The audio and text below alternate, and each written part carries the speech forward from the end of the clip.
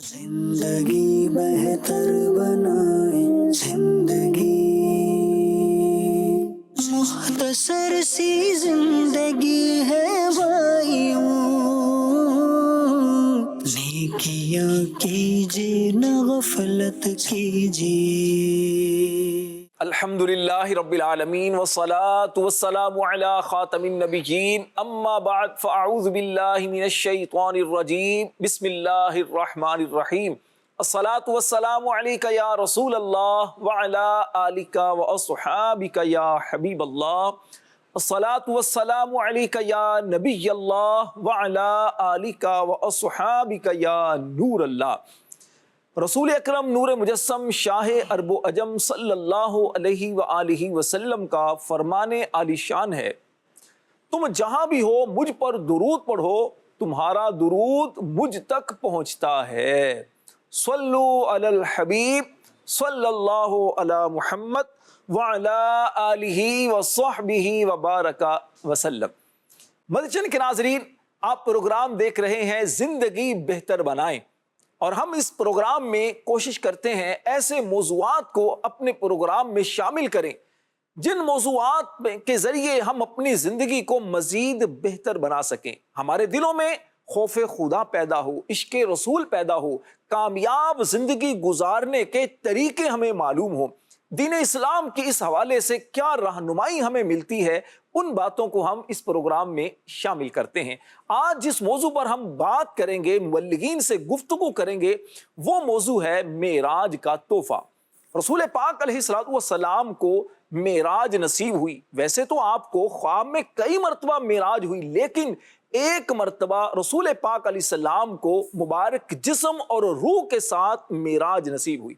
اس معراج میں رسول پاک علیہ الصلوۃ والسلام کو جو اللہ پاک کی طرف سے جو تحفے ملے، کون کون سے تحفے تھے، وہ تحفے انشاءاللہ آج ہم اپنے پروگرام میں ذکر کریں گے۔ تحفے کی قدر یقیناً وہ بندہ جانتا ہے جس سے تحفے ملے ہوں، اور یہ تحفہ تو رسول پاک علیہ الصلوۃ والسلام کو اللہ پاک کی طرف سے ملا۔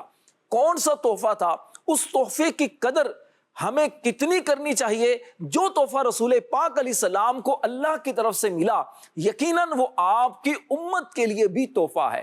اس کی کیا کیا برکتیں ہیں، انشاءاللہ جب پروگرام میں شامل رہیں گے تو آپ کو بہت کچھ سیکھنے کا موقع ملے گا۔ اللہ پاک کے پیارے اور آخری نبی صلی اللہ علیہ وسلم کو معراج کی رات جو تحائف ملے، ان میں سے ایک تحفہ وہ ہے نماز۔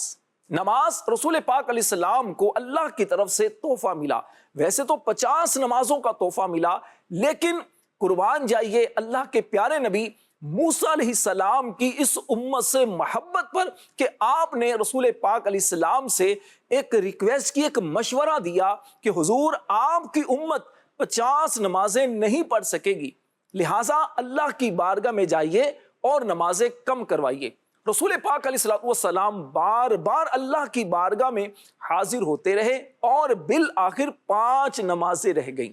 فرمایا گیا کہ یہ 5 نمازیں ہیں، لیکن یہ 5 نمازیں جو ہیں، یہ 5 نمازیں اگر آپ کی امت پڑھے گی تو اس کا ثواب 50 کے برابر ہوگا۔ سبحان اللہ، کیا کیا نماز کی برکتیں ہیں، انشاءاللہ آج پروگرام میں اس پر بھی گفتگو کریں گے، اور رسول پاک علیہ السلام نے سفر معراج میں کہاں کہاں نماز پڑھی، انشاءاللہ اس کو بھی ذکر کریں گے۔ آپ مبلغین کی زیارت کر رہے ہیں، ہمارے ساتھ مبلغین میں ایک مبلغ ہیں ہمارے نعمان لوائی اتاری بھائی، ماشاءاللہ بڑی خوبصورت نعمان بھائی گفتگو کرتے ہیں، اور نعمان بھائی کے ساتھ ہیں ہمارے رفیق اتاری بھائی، اور ان کے ساتھ ہیں ہمارے شفیع اتاری بھائی، اور نعت خواں ہمارے ساتھ ہیں محفوظ اتاری بھائی۔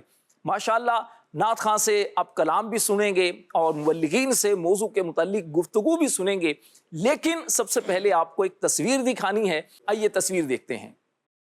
پہلے ہم کلام کو شامل کریں گے اور اس کے بعد پھر مبلغین سے موضوع پر بات کریں گے۔ محفوظ بھائی کون سا کلام ہمیں سنا رہے ہیں آج؟ جی حضور، آج انشاءاللہ کلام پیش کر رہا ہوں، اوج پانا میرے حضور کا ہے۔ سبحان اللہ، اوج پانا میرے حضور کا ہے، عرش کیا جانا۔ خوبصورت کلام ہے، اور ماشاءاللہ معراج کا بھی بہت خوبصورت اس میں ذکر ہے۔ اللہ پاک نے رسول پاک علیہ السلام کو جو عنایتیں رسول پاک علیہ السلام پر کی ہیں، اس کا بھی بڑے خوبصورت انداز میں بیان ہے۔ جی محفوظ بھائی۔ اوج پانا میرے حضور کا ہے،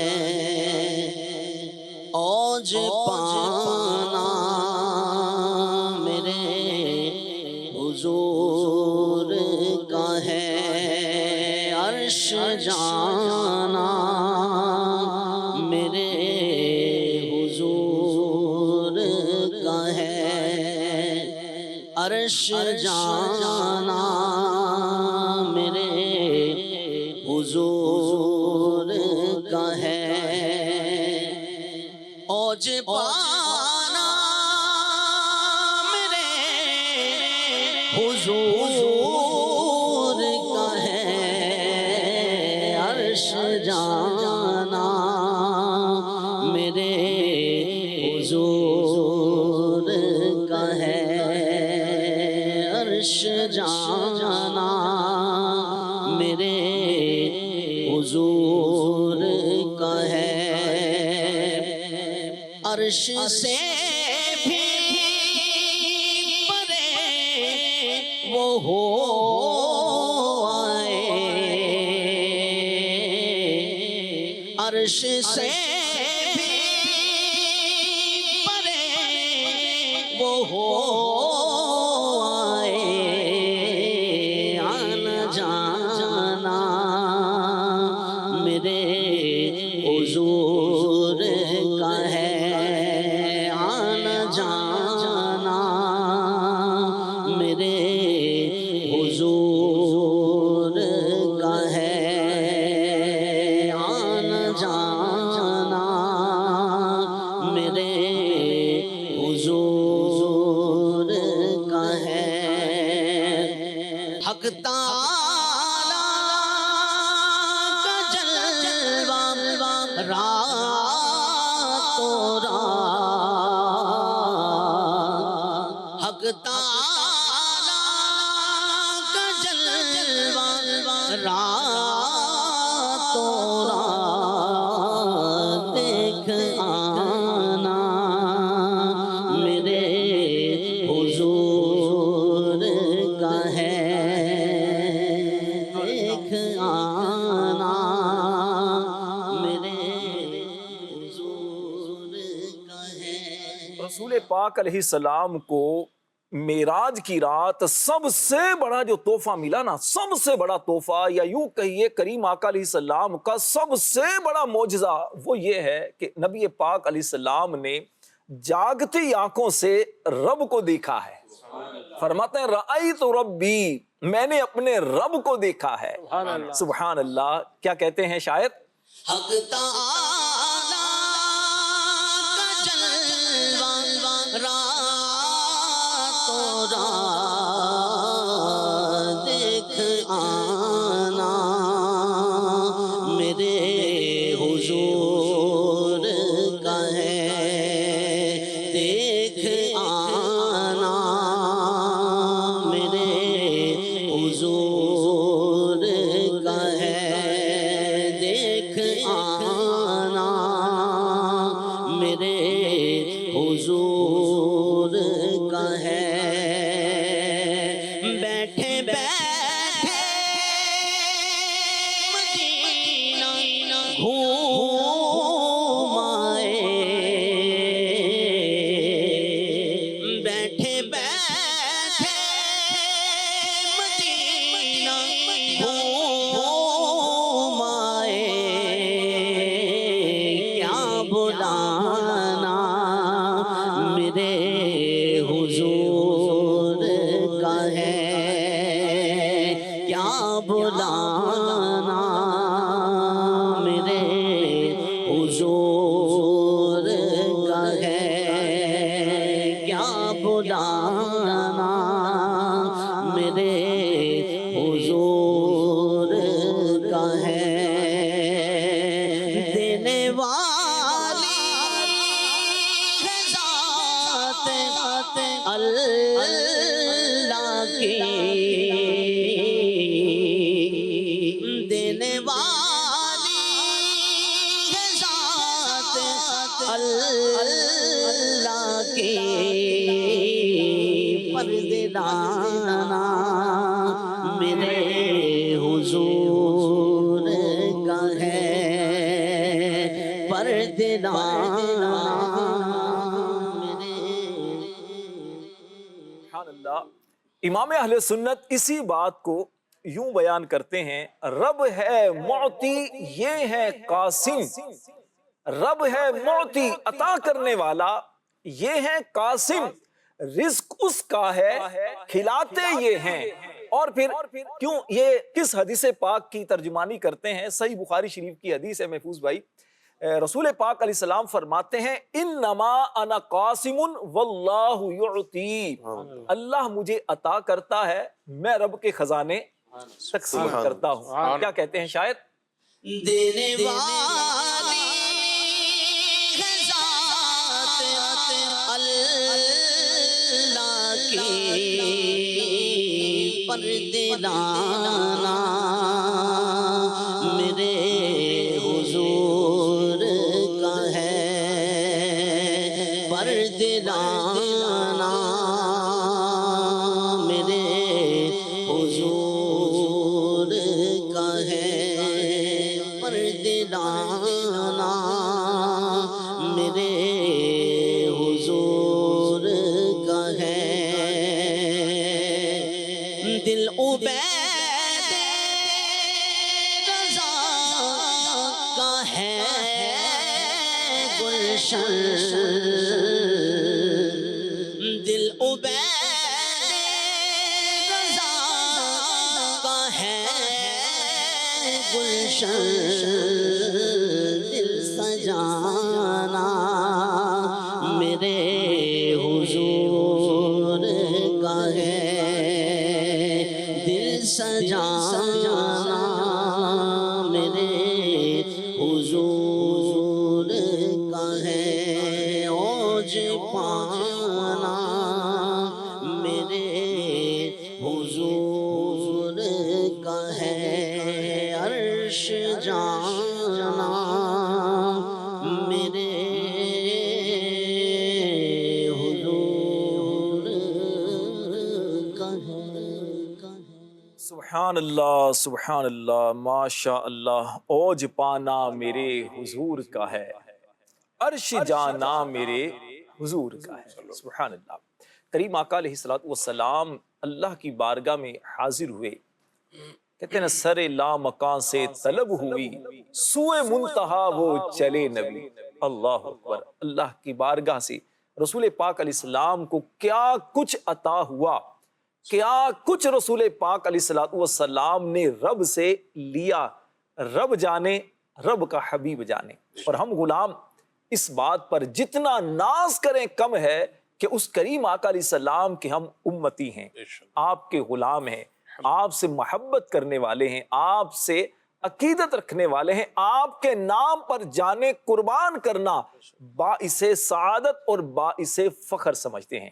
آقا کریم علیہ السلام کو اللہ کی بارگاہ سے معراج کی رات جو تحفے ملے، احادیث میں اس کا ذکر یوں ملتا ہے، کریم آقا علیہ السلام کو سب سے بڑا تحفہ تو یہ ملا کہ آپ کو اللہ پاک کا دیدار نصیب ہوا۔ ایک تحفہ یہ ملا کہ سورہ بقرہ کی آخری 2 آیتیں رسول پاک علیہ السلام کو عطا کی گئیں۔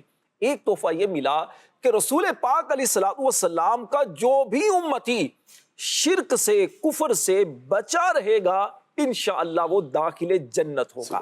اور ایک تحفہ یہ ملا کہ پیارے آقا علیہ السلام کی امت پر 5 نمازیں فرض کی گئیں۔ مدنی چینل کے ناظرین، رسول پاک علیہ السلام کو یہ جو تحفہ ملا ہے معراج کا نماز، آج اسی کے متعلق انشاءاللہ الکریم ہم مبلغین سے گفتگو کریں گے۔ نعمان بھی کیا کہتے ہیں، سفر معراج میں رسول پاک علیہ السلام کو جو عظیم معجزات، جو آپ کا عظیم معجزہ ہے، اس میں آپ کو ایک تحفہ جو معراج کا تحفہ جس پر انشاءاللہ ہم بات کریں گے وہ ہے نماز۔ نماز کا اور معراج کا آپس میں کتنا گہرا تعلق ہے۔ رسول پاک علیہ السلام نے معراج پر جاتے ہوئے سب سے پہلے کہاں نماز پڑھی، اس کے حوالے سے بھی ارشاد فرمائیے گا۔ بسم اللہ الرحمن الرحیم۔ معراج کا معجزہ یہ اتنا بڑا معجزہ ہے کہ اس معجزے کے اندر کئی معجزات شامل ہیں، واہ کیا بات۔ اور اس میں اگر ہم دیکھتے ہیں بغور جائزہ لیتے ہیں تو کئی مقامات پر آپ صلی اللہ تعالیٰ علیہ وآلہ وسلم نے اس سفر معراج میں نماز ادا فرمائی، اور اس کا تعلق نماز کا بہت گہرا۔ علماء کرام فرماتے ہیں کہ کم و بیش 12 ایسی جگہیں یعنی 12 پلیسز کہ جہاں آپ صلی اللہ تعالیٰ علیہ وآلہ وسلم نے سفر معراج کے درمیان نماز ادا فرمائی۔ چنانچہ جو سب سے پہلی نماز پڑھی گئی، اگر اس جگہ کا ہی نام لینا تو عاشقان رسول صلی اللہ علیہ وسلم جو ہے نا وہ جھوم جاتے ہیں نا وہ نام سن کر۔ چنانچہ حضرت سیدنا انس بن مالک صحابی رسول رضی اللہ تعالیٰ عنہ فرماتے ہیں جبریل امین علیہ الصلوۃ والسلام جب ایک مقام سے گزرے تو آپ صلی اللہ تعالیٰ علیہ وآلہ وسلم سے عرض کی کہ یا رسول اللہ صلی اللہ تعالیٰ علیہ وآلہ وسلم یہاں اتر کر نماز ادا کیجیے۔ اب آپ صلی اللہ علیہ وسلم براق پر تشریف فرماتے، آپ صلی اللہ تعالیٰ علیہ وسلم نے نماز ادا کی۔ سیدنا جبریل امین نے عرض کی کہ کیا آپ جانتے ہیں کہ آپ نے کہاں نماز پڑھی؟ پھر خود ہی کہتے ہیں کہ جہاں آپ نے نماز پڑھی اس کو طیبہ یعنی مدینہ کہتے ہیں، اور یہیں پر ہجرت ہوگی۔ سب سے پہلی نماز جو سفر معراج میں پڑھی گئی وہ مدینہ شریف میں پڑھی گئی۔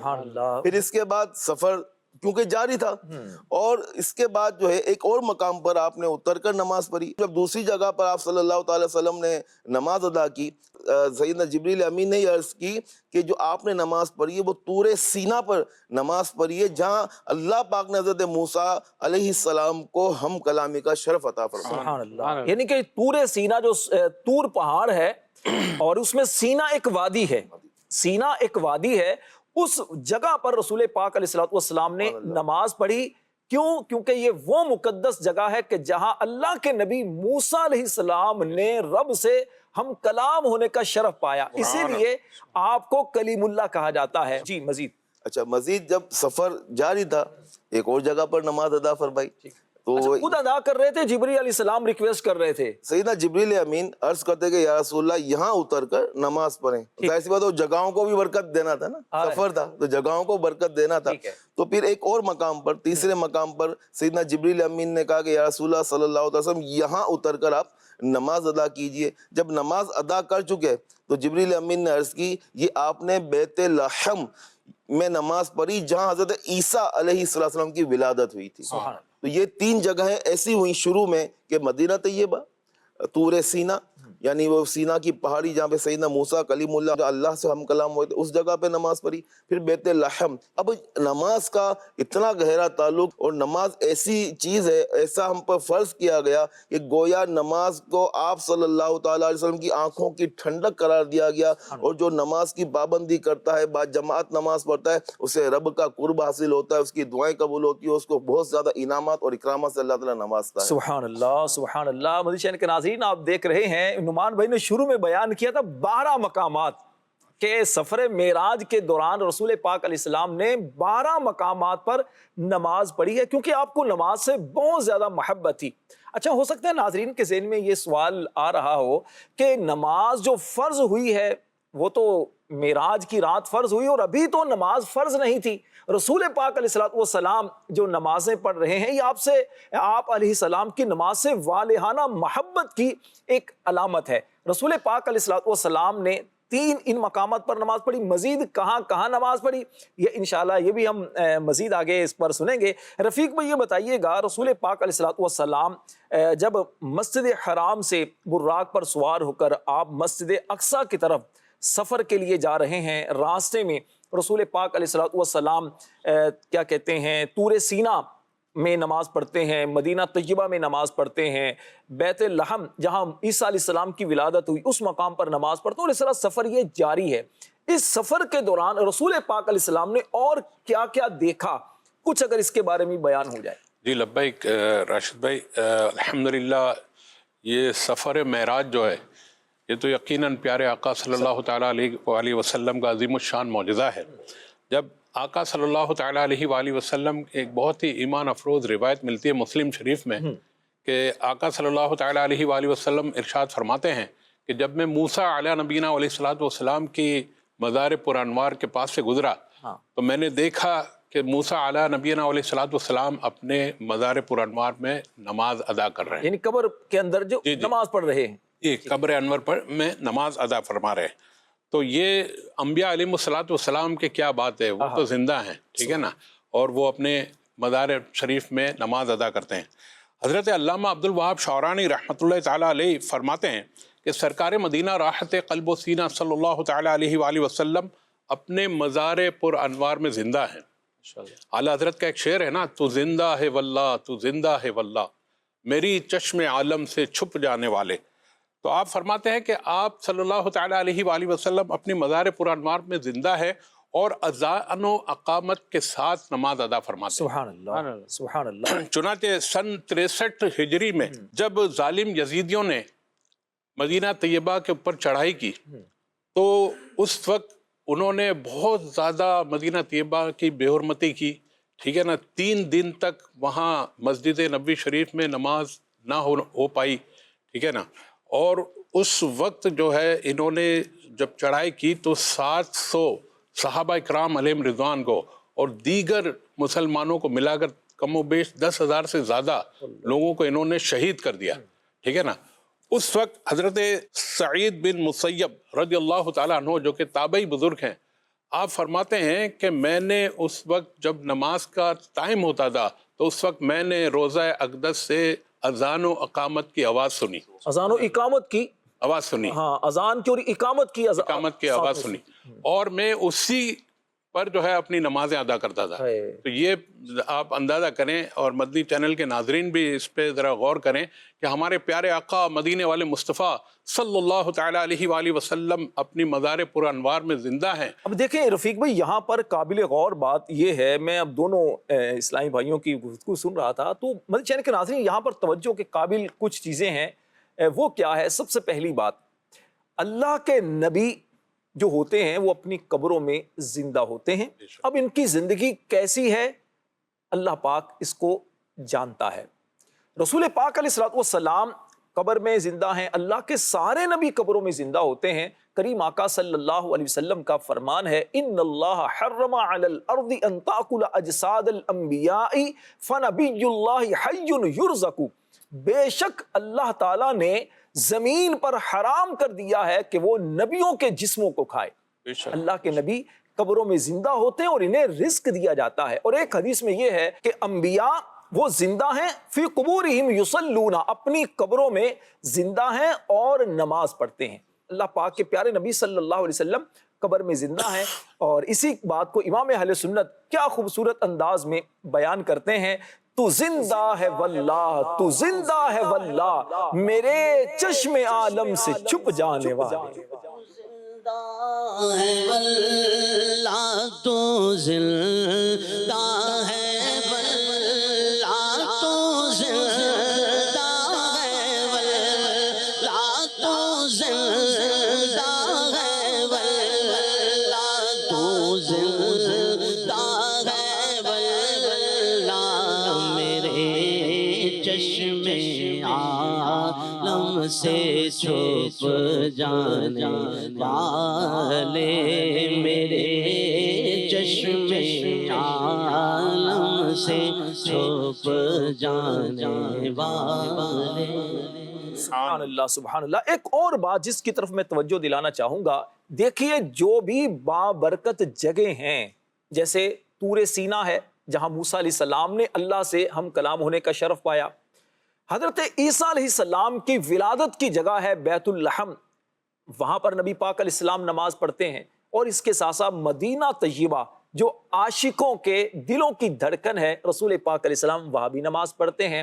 پتہ چلا جو بابرکت جگہ ہوتی ہیں وہاں سے فیض لینا اور وہاں اللہ کے پیاروں کا فیض دینا، یہ یوں سمجھیے کہ نصیب والوں کو نصیب ہوتا ہے۔ سبحان اللہ۔ اور اس کے ساتھ ساتھ ایک اور بات، رسول پاک علیہ السلام کی نماز سے کیسی محبت ہے، آپ دنیا میں بھی نماز پڑھتے رہے، نماز کی ترغیب دیتے رہے، اور بلکہ یہاں تک فرمایا جعلت قرۃ عینی فی الصلاۃ، نماز میں میری آنکھوں کی ٹھنڈک کو رکھا گیا ہے۔ رسول پاک علیہ السلام سے محبت کرنے والا، رسول پاک علیہ السلام کے نام پر جان قربان کرنے کی بات کرنے والا، اگر وہ مسجد میں نہ آئے، وہ سردی کا بہانہ کر کے نماز قضا کر دے اور پھر کہ جناب غلامی رسول میں موت بھی قبول ہے، جناب موت قبول بڑی سعادت کی بات ہے، لیکن اس سے پہلے کیا ہے کہ آپ فزیکلی طور پر مسجد میں حاضر ہو کر نماز پڑھ لیں. نماز پڑھیں گے رسول پاک علیہ السلام کی آنکھوں کی ٹھنڈک، رسول پاک علیہ السلام کو خوشی ہوگی اور مزید انشاءاللہ نماز کی برکتیں بھی ملیں گی. اس کے ساتھ ساتھ کیا کہتے ہیں شفیع بھائی، 3 مقام تو ہم نے سنے کہ جہاں رسول پاک علیہ السلام نے سفر معراج کے دوران نماز پڑھائی. رسول پاک علیہ السلام پہنچ جاتے ہیں مسجد اقصیٰ. اب مسجد اقصیٰ میں رسول پاک علیہ السلام نے کیا اس وقت کیا اور نبیوں سے ملاقات ہوئی اور وہاں پر کیا سلسلہ رہا نماز کے حوالے سے، اور مزید رسول پاک علیہ السلام نے سفر معراج کے دوران کہاں کہاں نماز پڑھی، اس کو ہی بیان کیجیے گا. ماشاءاللہ سفر معراج جو ہے آقا کے بڑے معجزوں میں سے ایک معجزہ ہے، اور اس میں بڑی برکتیں اللہ تعالیٰ نے آپ کو عطا فرمائی. سفر معراج مکی مدنی تاجدار صلی اللہ علیہ وسلم نے کم و بیش 12 مقامات پر نماز عطا فرمائی ہے. ان میں چوتھا مقام مسجد اقصیٰ ہے. مسجد اقصیٰ اس وقت فلسطین کی حدود میں ہے. یہ بہت بابرکت مسجد ہے.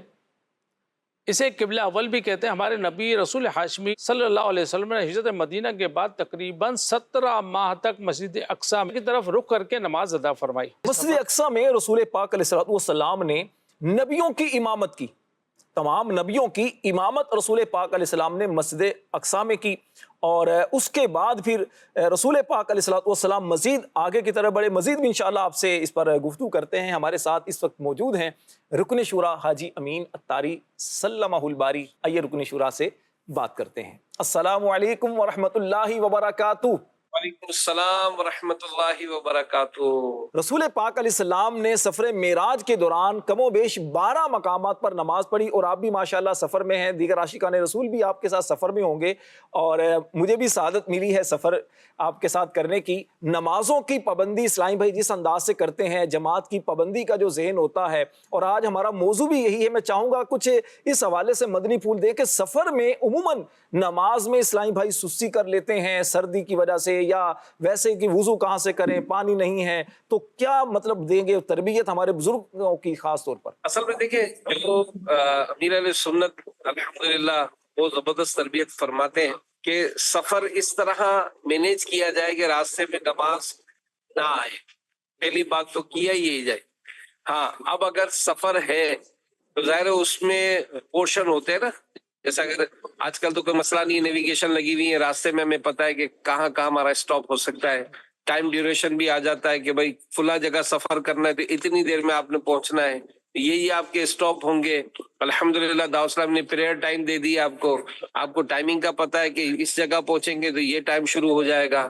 تو اللہ پاک کی رحمت سے جو دعوت اسلامی کے دینی ماحول سے وابستہ ہو جائیں، اور خاص کر جو ہے وہ ہمارے جو افراد ہیں ان کو جو ہے وہ اس طرح سے ایک تربیت حاصل کی جائے، پیریڈ ٹائم کیسے میں چلائیں، اور دوسرا یہ کہ سفر میں نمازوں کا اہتمام کیسے ہو.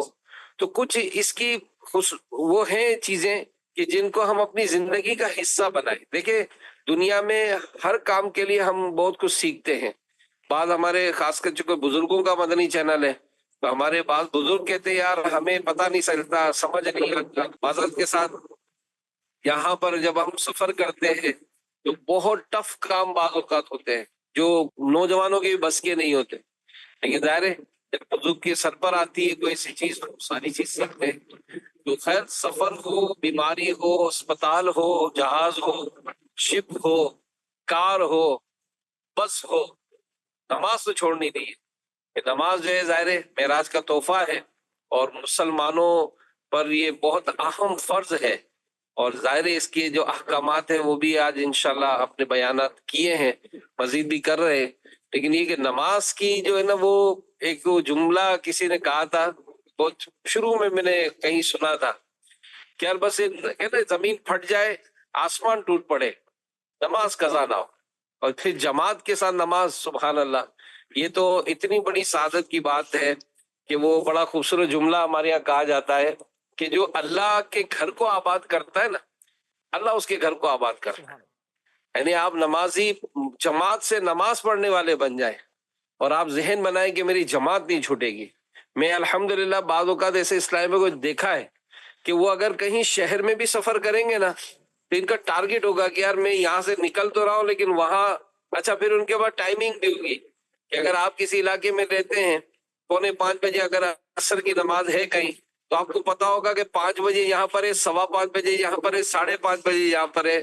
تو جماعت کا اہتمام ہو کہ یار میں نماز پڑھوں لیکن جماعت کے ساتھ. اللہ کے گھر کو آباد کرنے کی سعادت ملتی ہے، ذکر و اذکار کا موقع ملتا ہے، روحانیت ملتی ہے. مومن کی مثال کہ مومن مسجد میں اس طرح ہے جیسے مچھلی پانی میں ہوتی ہے. اور ماشاءاللہ کئی ایسے بزرگ ہمارے میں نے دیکھا ہے کہ اگر کبھی بیماری کے سبب ان کی اگر وہ جماعت کا معاملہ کمزور ہو جاتا ہے، آنے جانے میں پرابلم ہو گئی، تو بڑے افسردہ ہوتے ہیں. دنیا کی بہت ساری نعمتوں اگر ان کی اگرچہ چھوٹ جاتی ہیں لیکن ان کا وہ نماز کے لیے جو ہے نا وہ جو لگاؤ ان کا دیکھا ہے تو وہ محرومی ہو جاتی ہے. تو جن کو ہمت ہے آج اس پروگرام میں نیت کر لیں کہ میری جماعت نہیں چھوٹے گی. سبحان اللہ، سبحان اللہ، سبحان اللہ، ماشاء اللہ.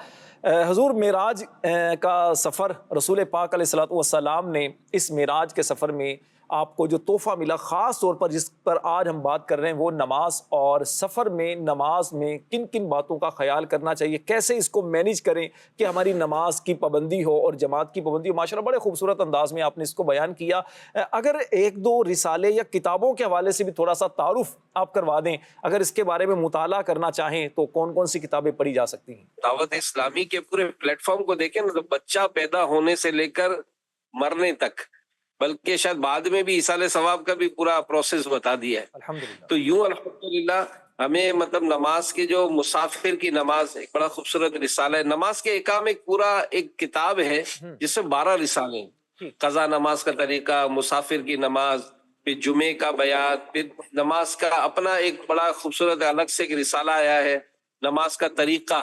کیونکہ آج کل بڑھاپے میں یہ دیکھا جا رہا ہے کہ جس کی مرضی آ رہی ہے وہ کرسی پہ نماز پڑھ رہا ہے. امیر علیہ سنت کا ماشاءاللہ آسان انداز ہوتا ہے، تو آسان انداز میں کرسی پہ نماز پڑھنے کا پورا طریقہ یہ اس نماز کا طریقہ کتاب جو ہے اس میں لکھی ہے. تو یہ ضرور حاصل کریں. اور سچی بات یہ کہ حضرت کے جب اگر ہم کو کہیں جانا ہوتا ہے تو ہم معلومات لیتے ہیں کون سی بس اچھی ہے، آرام دہ سفر کتنا ہے، کرایہ کیسے کم سے کم لگے گا، ٹائمنگ کس کا پنکچولیٹی ہے.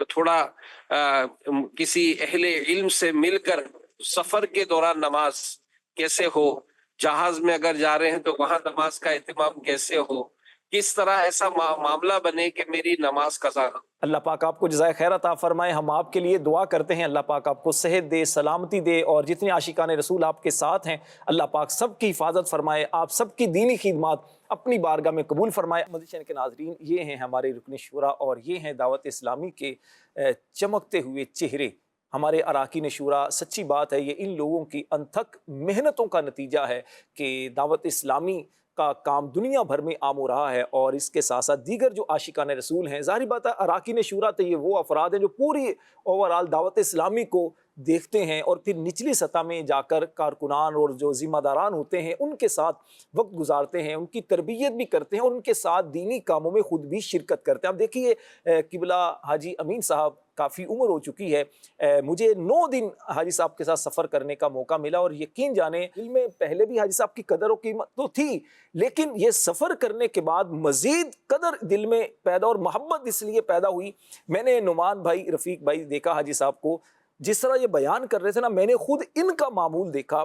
ایک تو نماز کی پابندی ہے لیکن اس کے ساتھ ساتھ جماعت کی پابندی. ماشاءاللہ بس میں جتنے اسلامی بھائی تھے ہمارے ساتھ مدنی چینل کی ریکارڈنگ کے لیے ہم لوگ گئے تھے، تو خود بھی نماز کی پابندی اور اس کے ساتھ ساتھ میں نے ان کو سنتوں کی پابندی کرتے بھی دیکھا. یعنی نماز سے پہلے جو سنتیں ہوتی ہیں، پھر تقریباً جب بھی ان کے ساتھ کھانا کھایا دسترخوان پر تو میں نے حاجی صاحب کو دیکھا کہ باقاعدہ برتن کو صاف کرنا اور اس کے ساتھ سنتوں کا خیال کرنا.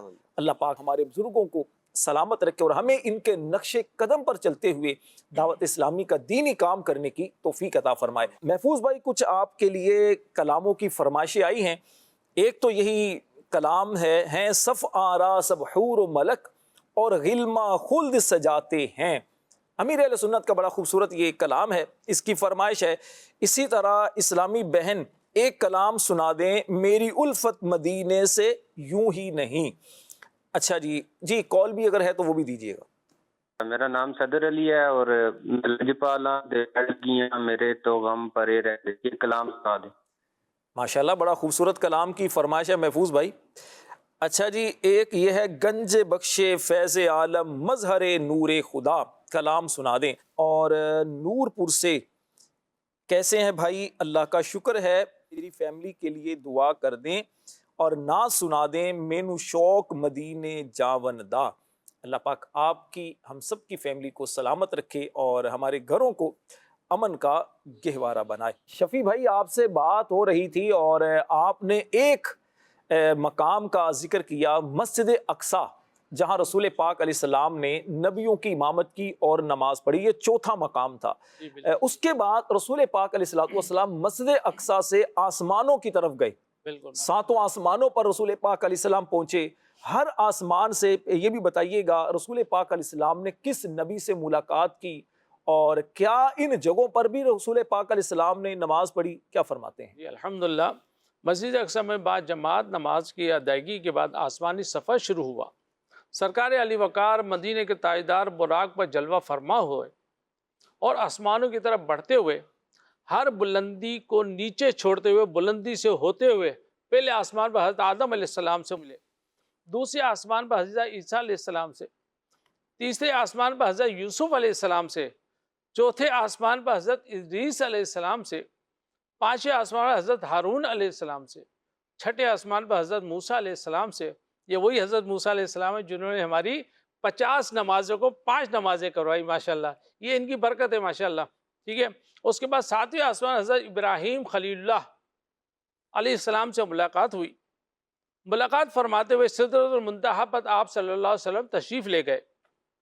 علامہ محمود آلوسی رحمۃ اللہ علیہ فرماتے ہیں روایات میں آیا ہے کہ آسمانوں سے گزرتے ہوئے سرکار علی وقار مدینے کے تاجدار صلی اللہ علیہ وسلم نے ہر آسمان پر 2 رکعت نماز ادا فرمائی ہے اور آسمان کے فرشتوں نے اس آسمان کے فرشتوں نے آپ صلی اللہ علیہ وسلم کی اقتدا فرمائی. صلی اللہ علیہ وآلہ وسلم جو ہیں پیارے آقا علیہ الصلوۃ والسلام، آپ کی اقتدا میں ان کے تمام فرشتوں نے بھی نماز پڑھ کر گویا مقتدی ہونے کا شرف حاصل کیا. کیا خوبصورت شاعر کہتے ہیں، مقتدی ہیں سارے انبیاء،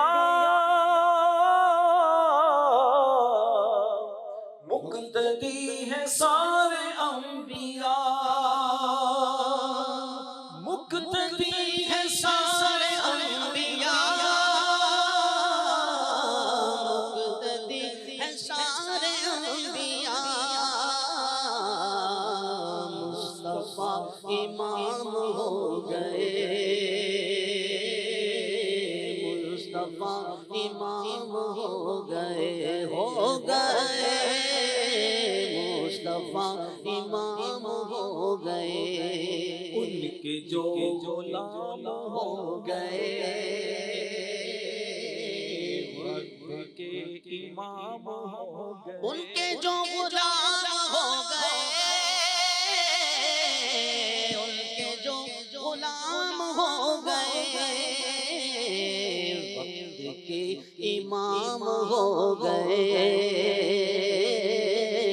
وقت کے امام ہو گئے، وقت کے امام ہو گئے، وقت کے امام ہو گئے. مصطفیٰ کی شان دیکھ کر، مصطفیٰ کی شان دیکھ کر، مصطفیٰ کی شان دیکھ کر، مصطفیٰ کی شان دیکھ کر، بادشاہ غلام ہو گئے، بادشاہ غلام ہو گئے، بادشاہ غلام ہو گئے، بادشاہ غلام ہو گئے. اور نام لے وہ ان کے جو ہوئے، نام لے وہ ان کے جو ہوئے، نام لیوا ان کے جو ہوئے، نام لیوا ان کے جو ہوئے، نام ہو گئے، ان کے اونچے نام ہو گئے، ہو گئے نام ہو گئے، ان کے اونچے نام ہو گئے، اور مقتدی ہیں سارے انبیاء، مقتدی ہیں سارے انبیاء، مقتدی ہیں سارے انبیاء، مقتدی ہیں سارے انبیاء، مصطفیٰ امام ہو گئے، مصطفیٰ امام ہو گئے، ہو گئے مصطفیٰ امام ہو گئے،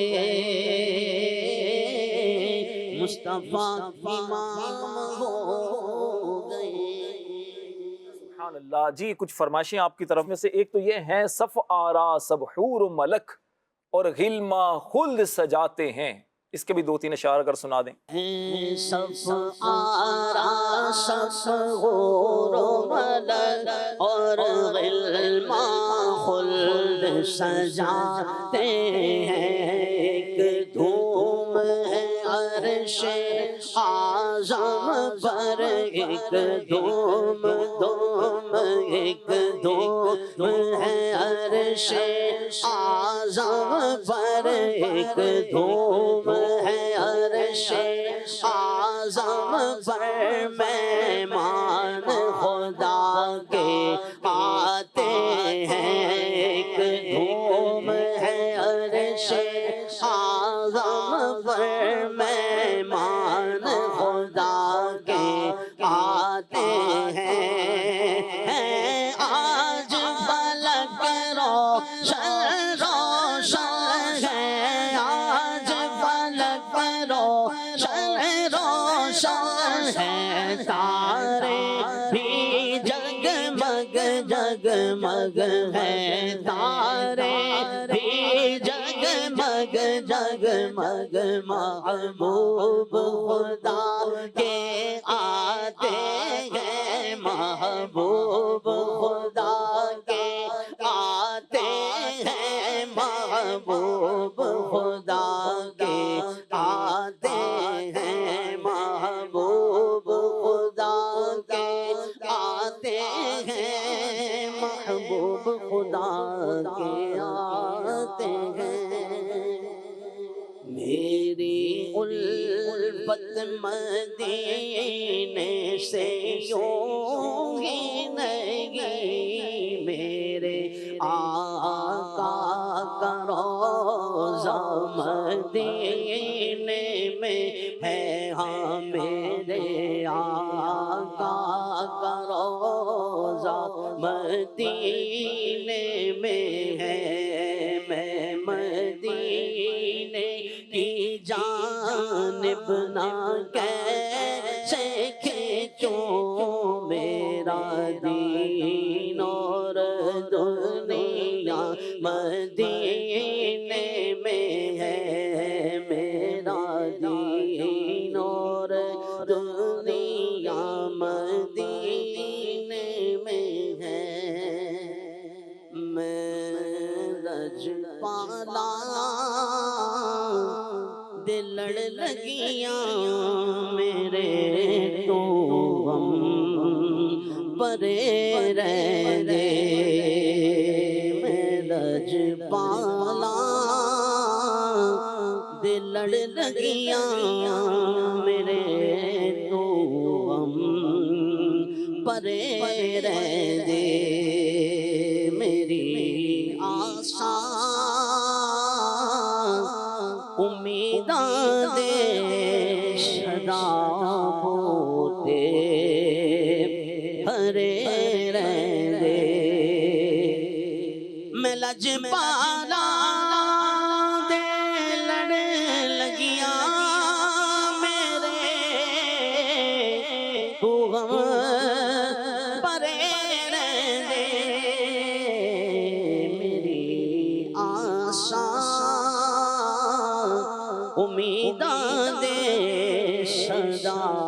بوٹے ہرے رہندے میری آسان امیداں دے سدا بوٹے ہرے رہندے دعا منگیا کرو سنگیوں مرشد نہ رس جاوے دعا منگیا کرو سنگیوں کی دے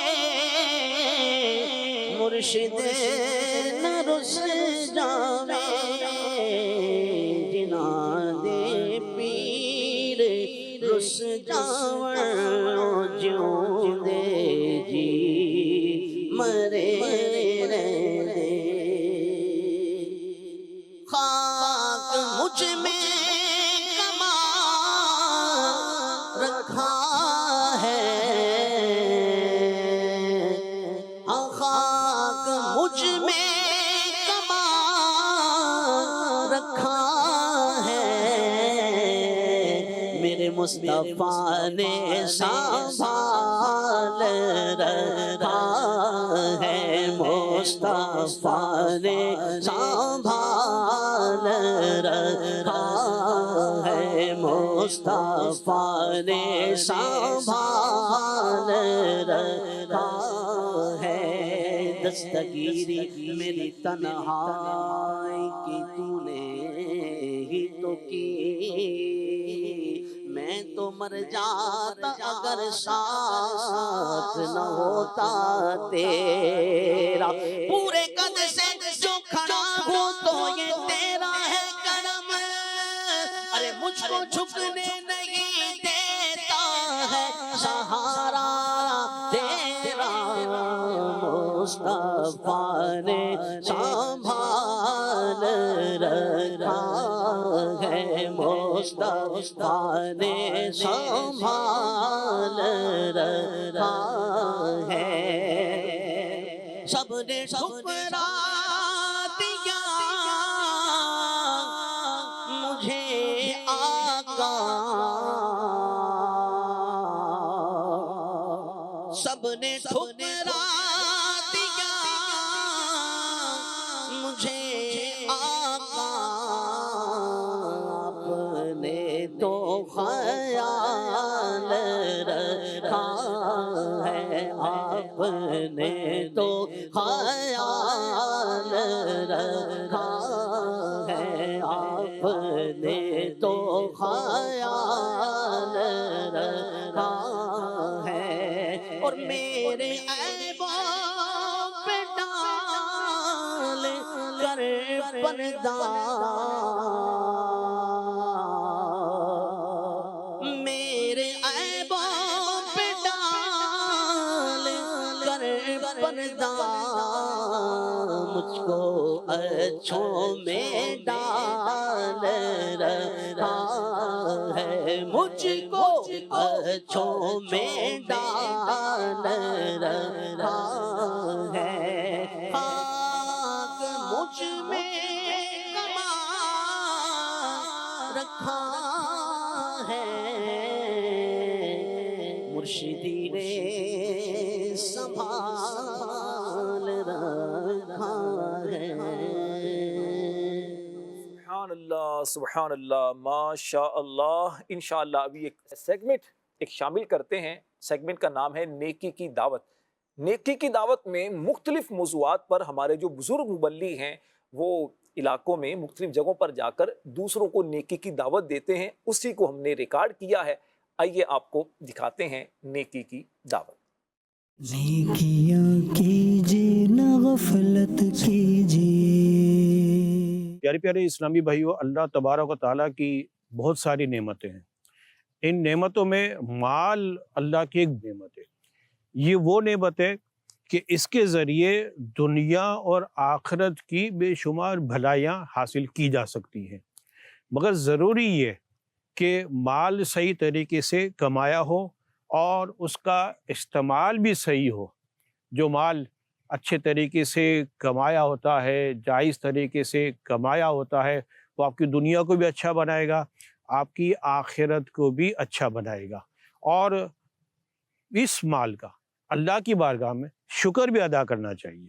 लिहाजा शुक्र अदा करेंगे, माल में बरकत होगी। लेकिन अगर इस माल का गलत इस्तेमाल किया, बेजा खर्च किया, तो कहीं ऐसा ना हो कि ये माल हमारे लिए वबाल जान बन जाए। इसलिए इंसान को चाहिए कि वो ये देखे कि ये माल किस तरीके से कमा रहा है। अगर वो हराम कमाएगा तो नतीजा क्या होगा, ये इसके पास टिकेगा नहीं। ये एक साए की तरह है कि अभी आया अभी चला गया। हराम माल कमाते वक्त ये तो ज़हन होता है कि मेरे माल में इजाफा हो रहा है, लेकिन ये माल जिस तेज़ी से निकल जाता है ना, पता भी नहीं चलता, और दुनिया व आखिरत का वबाल ये हमारे गले पे रहता है। लिहाजा इंसान को चाहिए कि वो पहले ये सोचे कि माल कहाँ से कमा रहा है और माल वो कहाँ खर्च कर रहा है।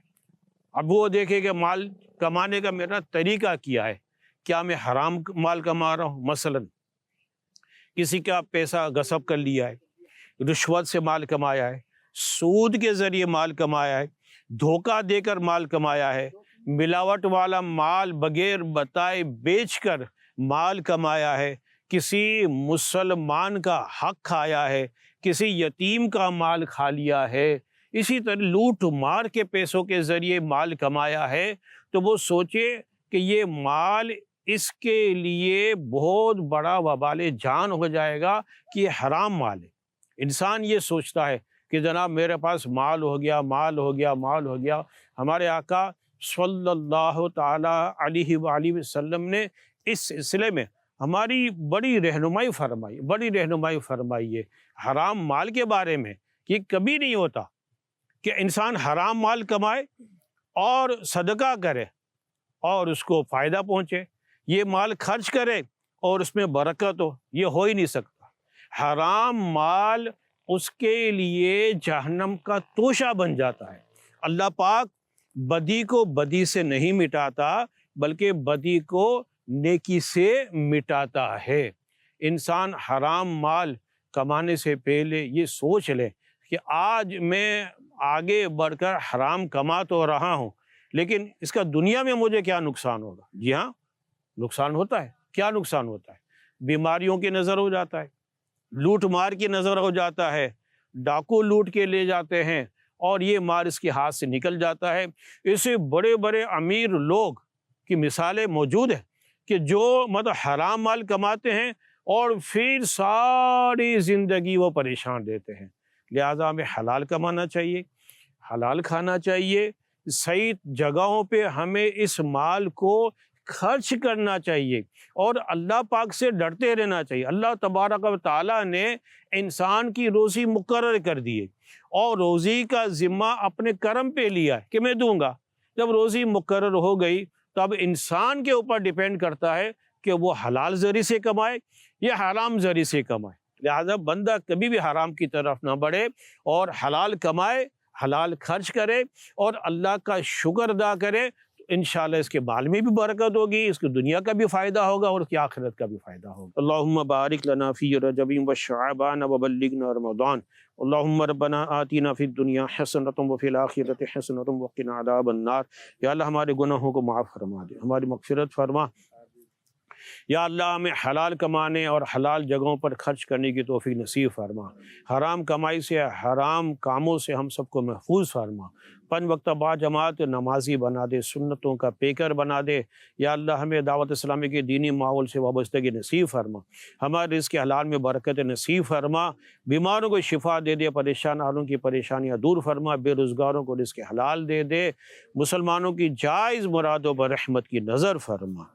कहते रहते हैं दुआ के वास्ते बंदे तेरे कर दे पूरी आरज़ू और बेकसो मजबूर की। सल्लल्लाहु तआला अला खैर खल्क़िही सय्यिदिना व मौलाना मुहम्मद व अला आलिहि व अस्हाबिहि अजमईन बिरहमतिका या अरहमर राहिमीन। ला इलाहा इल्लल्लाह मुहम्मदुर रसूलुल्लाह। नेकियां कीजिए ना गफलत कीजिए। सुभान अल्लाह, सुभान अल्लाह। मदनी शहर के नाज़रीन, आपने सेगमेंट देखा नेकी की दावत, और अल्हम्दुलिल्लाह दावत इस्लामी का जो 12 दीनी काम है उनमें से एक दीनी काम वो है इलाक़ाई दौरा बराए नेकी की दावत। اسلامی بھائی نیکی کی دعوت کے لیے مختلف جگہوں پر جاتے ہیں اور وہاں پر اسلامی بھائیوں کو نیکی کی دعوت دیتے ہیں. اب دیکھیے ہمارے بزرگ اسلامی بھائی ہیں, نیکی کی دعوت کے لیے ایک جگہ گئے ہیں, وہاں پر لوگوں کو نیکی کی دعوت دی ہے. تو آپ بھی کوشش کریں کہ جہاں جہاں بھی آپ ہیں, جہاں آپ کے لیے آسانی ہے, نیکی کی دعوت دینا نہ چھوڑیے. نیکی کی دعوت دینے کے لیے ضروری نہیں کہ بہت سارے افراد ہو تو ہی آپ نیکی کی دعوت دیں گے. آپ گھر میں سربراہ ہیں, شوہر ہیں, بیٹے ہیں, بیٹی ہیں, والدہ ہیں, آپ جو بھی گھر کے فرد ہیں, آپ اپنے اسی انداز سے گھر والوں کو نیکی کی دعوت دے سکتے ہیں. نماز کی سستی دیکھیں, نماز کی دعوت دے دیں. اگر آپ گانے باجے سنتا گاتا کسی کو دیکھیں, اس کے بارے میں نیکی کی دعوت دے کر ان کو نعتوں کی طرف لگا دیجئے. اسلامی بہنیں ہیں, وہ ہفتہ وار اجتماع جو بدھ کے دن اسلامی بہنوں کے لیے اجتماعات ہوتے ہیں, اس میں خود بھی شرکت کریں, اپنی بچیوں کو اس میں شرکت کروائیں. اسلامی بھائی جو ہیں آپ کے قریب ہفتہ وار اجتماع مسجد میں فیضان مدینہ میں ہوتے ہوں گے, تو آپ وہاں پر شرکت کر لیں, تو اس سے انشاءاللہ الکریم آپ کو بہت برکتیں ملیں گی. تصویر پر آپ کے میسیجز, کال اور واٹس ایپ کو ہم نے شامل کرنا ہے. جی کال دیجیے.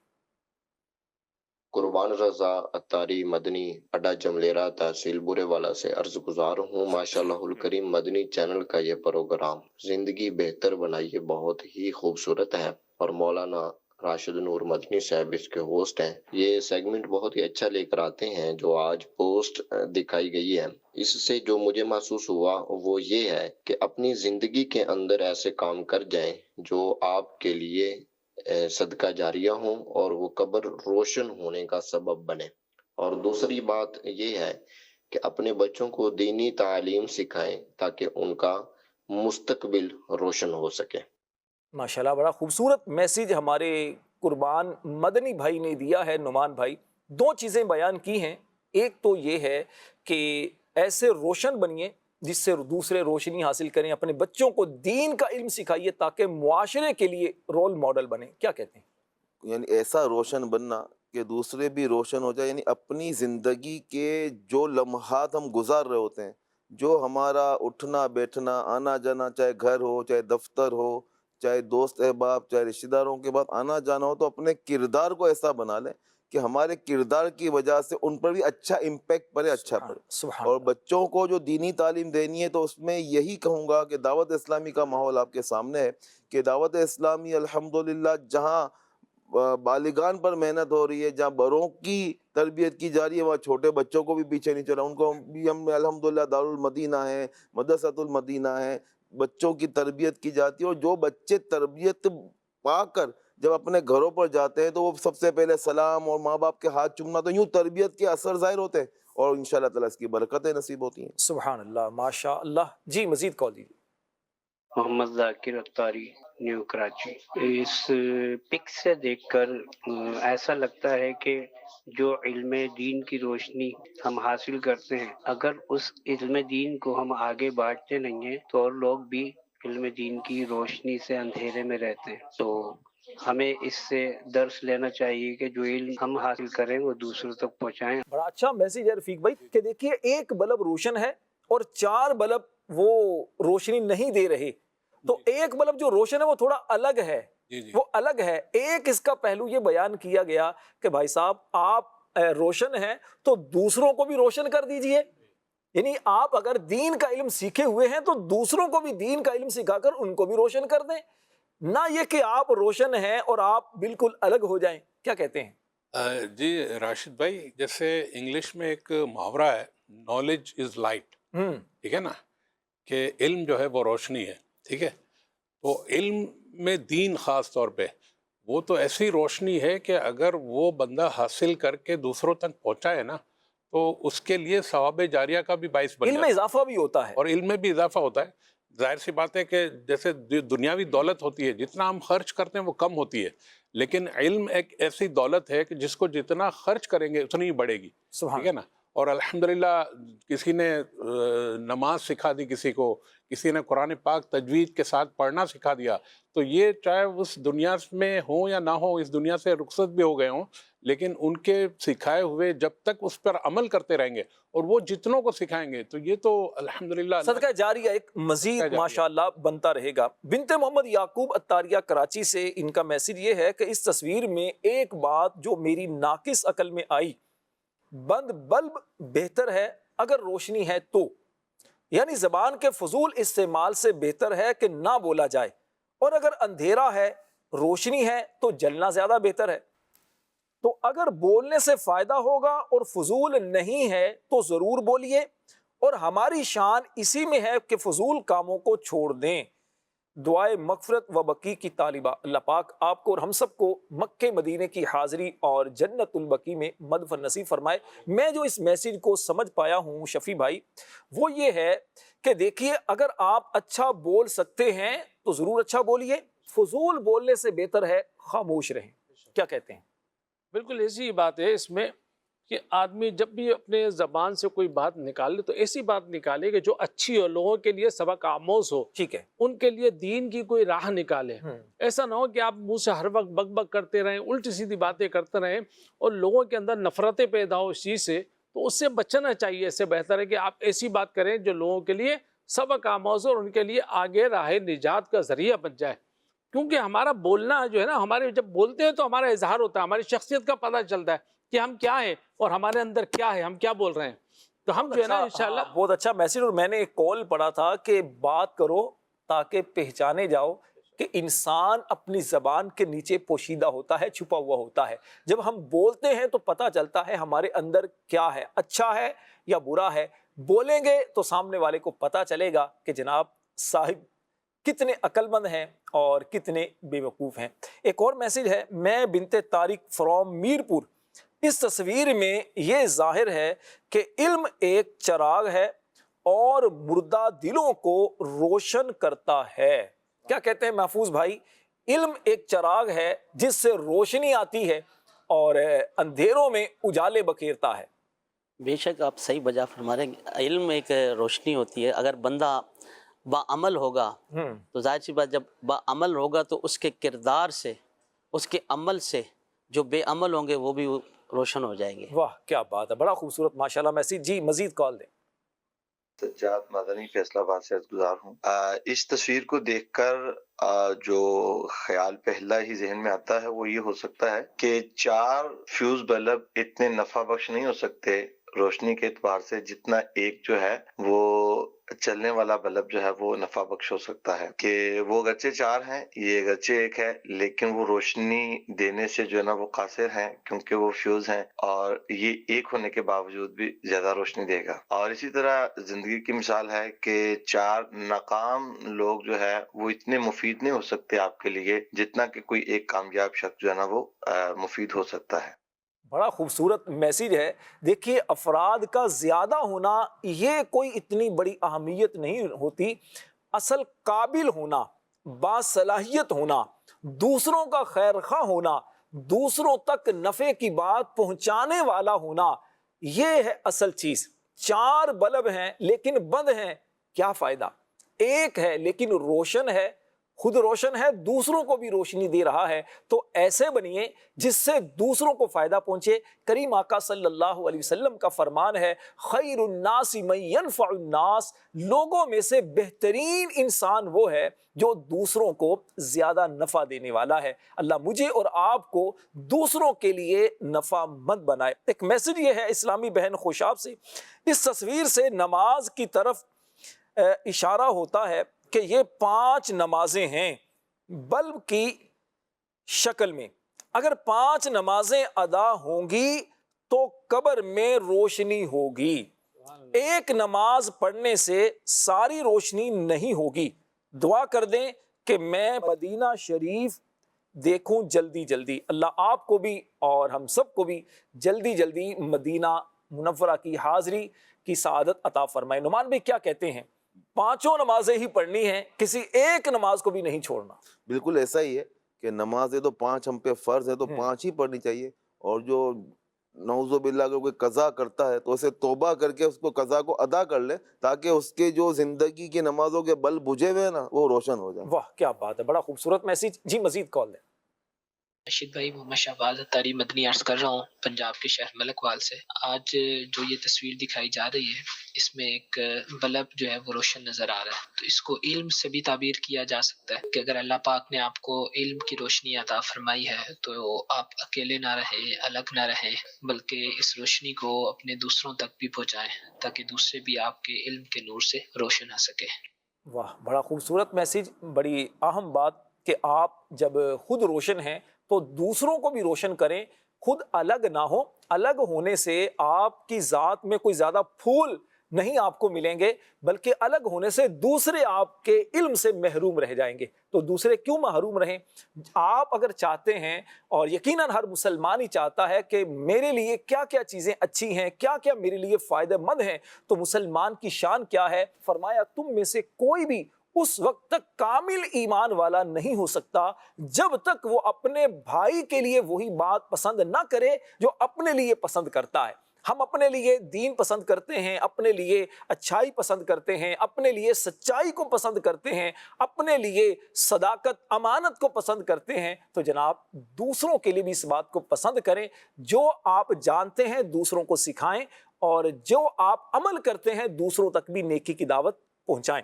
ایک میسج آیا ہے بنت عمران ضلع خوشاب، اسلام کے 5 رکن ہیں، ایک ہی رکن کو ماننے سے روشنی نہیں ہوگی بلکہ تمام ارکان پر عمل کرنا ہوگا، تب جا کر ہماری دنیا اور آخرت میں روشنی ہوگی۔ رفیق بھائی، اسلام کے 5 ارکان ہیں، نماز، روزہ، حج، زکوٰۃ، کلمہ۔ تو 5 ارکان پر ایمان لانا ضروری ہے۔ کسی ایک کو لے کر باقی کی طرف توجہ نہ دی تو دنیا بھی خراب، آخرت بھی خراب ہوگی۔ کیا کہتے ہیں؟ جی یقیناً یہ تو بالکل روزے روشن کی طرح واضح ہے کہ 5 ارکان جو اسلام کے ہیں وہ ہے نا کہ پورے کے پورا دین میں داخل ہو جاؤ، ٹھیک ہے نا۔ تو جب تک ہم یہ پورے 5 کے 5 ارکان پر عمل پیرا نہیں ہوں گے تو ہم کبھی بھی پورے کے پورے دین میں داخل نہیں ہو سکتے، ٹھیک ہے۔ یہ 5 ارکان لازم و ملزوم ہے، ٹھیک ہے، موسٹ مینڈیٹری۔ اسلام کی بنیاد ہی ان 5 ارکان پر رکھی گئی ہے۔ نبی پاک علیہ السلام کا فرمان ہے کہ اسلام کی بنیاد 5 چیزوں پر رکھی گئی ہے۔ پہلا کیا ہے؟ اس بات کی گواہی دینا کہ اللہ کے سوا کوئی عبادت کے لائق نہیں، پھر ہے نماز پڑھنا، روزہ رکھنا، حج کرنا اور زکوٰۃ دینا۔ مدنی چینل کے ناظرین، آخری ایک اور کمز کو شامل کرتے ہیں، وہ ہے بنت غلام حسین، پتھورو، ضلع عمر کوٹ۔ آپ نے جو تصویر دکھائی ہے، انجوائے اور اسٹرگل ایک سرکل کی طرح ہوتے ہیں۔ اگر آپ اپنی جوانی کے ایام عیش و عشرت میں گزار دیں گے تو بڑھاپا گزارنا مشکل ہو جائے گا، اور اگر جوانی میں اسٹرگل کر کے اپنی مالی حالت بہتر بنا لیں گے تو بڑھاپا سکھی گزرے گا۔ فیصلہ آپ کے ہاتھ میں ہے، آپ نے اپنا بڑھاپا کیسے گزارنا ہے۔ یہ خاص طور پر نوجوانوں کے لیے ایک بڑا خوبصورت ایک میسیج ہے۔ مدنی چینل کے ناظرین، آج ہمارا پروگرام زندگی بہتر بنائے، اور جس پر ہم نے آپ سے جو بات کی خاص طور پر معراج کا تحفہ نماز کے بارے میں۔ آپ نے یہ بھی سنا کہ رسول پاک علیہ السلام کو جو معراج ہوئی، مسجد حرام سے مسجد اقصی تک رسول پاک علیہ السلام نے سفر کیا۔ سوال یہ ہوتا ہے کہ رسول پاک علیہ السلام کی جو آسمانی معراج مسجد اقصی سے شروع ہوئی، اور مسجد اقصی میں رسول پاک علیہ السلام کیوں گئے، اس کی کیا حکمتیں تھی؟ 5 حکمتیں بیان کرتا ہوں۔ علماء فرماتے ہیں کہ اس رات رسول پاک علیہ السلام کو مسجد حرام سے مسجد اقصی اس لیے لے جایا گیا کہ یہ مسلمانوں کا قبلہ اول ہے۔ رسول پاک علیہ السلام مسجد حرام اور مسجد اقصی دونوں قبلوں کی زیارت کر سکیں، اس لیے آپ کو مسجد اقصی کی زیارت کروائی گئی اور وہاں پر آپ کو لے جایا گیا۔ دوسری حکمت یہ بیان فرمائی گئی کہ بیت المقدس یہ وہ مقدس جگہ ہے کہ جہاں اکثر انبیاء کرام علیہ السلام نے ہجرت کی، اسی وجہ سے رسول پاک علیہ السلام کو بھی بیت المقدس لے جایا گیا، مسجد اقصی لے جایا گیا، تاکہ یہ فضیلت آپ کو بھی حاصل ہو جائے۔ تیسری حکمت یہ بیان کی گئی کہ مسجد اقصی کے جتنے ستون ہیں، ان سب ستونوں نے اللہ پاک کی بارگاہ میں یہ دعا کی تھی کہ یا اللہ پاک، ہمیں جتنے نبی مسجد اقصی میں آئے سب کی زیارت کا شرف ملا ہے، تیرے پیارے نبی محمد مصطفیٰ صلی اللہ علیہ وسلم کی زیارت کا شرف ہم نہیں پا سکے، ان کو بھی یہاں پر آنے کی سعادت عطا فرما۔ تو نبی پاک علیہ السلام کو معراج کی رات مسجد اقصی لے جایا گیا تاکہ ستونوں کی یہ دعا کو قبولیت کا درجہ مل سکے۔ چوتھی حکمت یہ بیان کی گئی کہ وہ زمین مسجد اقصی جہاں پر ہے ملک شام، جہاں پر قیامت قائم ہوگی، قیامت سے پہلے رسول پاک علیہ السلام کو وہاں پر لے جایا گیا تاکہ اس زمین کو رسول پاک علیہ السلام کے قدموں سے بھی شرف مل سکے۔ اور پانچویں حکمت یہ بیان کی گئی کہ رسول پاک علیہ السلام مسجد اقصی میں جا کر سارے نبیوں کی امامت کر کے سب کے امام بنے اور سارے نبی رسول پاک علیہ السلام کے مقتدی بنے۔ اسی لیے شاعر نے کہا کہ مقتدی ہیں سارے انبیاء، مصطفیٰ امام ہو گئے۔ اور امام اہل سنت کی مبارک زبان سے اگر سنیں تو یوں کہتے ہیں کہ نماز اقصی میں تھا یہی سر، آیا ہو معنی اول آخر، کہ دست بستہ ہیں پیچھے حاضر جو سلطنت آگے کر گئے تھے۔ اللہ پاک آج کے ہمارے پروگرام کو اپنی بارگاہ میں قبول فرمائے اور جو باتیں کی اللہ اپنی بارگاہ میں قبول کرے، ہم سب کو اس پر عمل کرنے کی توفیق عطا فرمائے، آمین بجاہ النبی الامین صلی اللہ علیہ وسلم۔ صلو علی الحبیب صلی اللہ علی محمد صلی اللہ علیہ وسلم۔ زندگی بہتر بنائے زندگی، مختصر سی زندگی ہے بھائیوں، نیکیاں کیجیے نہ غفلت کیجیے۔